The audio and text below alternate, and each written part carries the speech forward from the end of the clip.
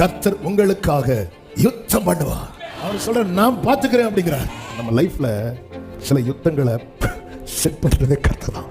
தேவன் நம்மை அறியாத வழியிலே நடத்துகிறார் என்றாலே புரிந்து கொள்ளுங்கள், நாம் நினையாத வேற ஒண்ணு அவர் திட்டம் பண்ணி வைத்திருக்கிறார்.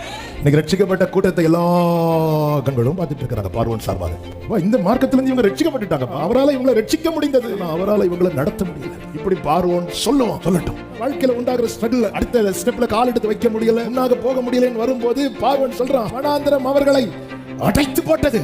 ஆண்டவருடைய பிளான் என்ன தெரியுமா? எகிப்திலிருந்து வருவது மட்டுமல்ல, இன்று கண்ட எகிப்தியனை இனி என்றுமே நான் காண்பதில்லை.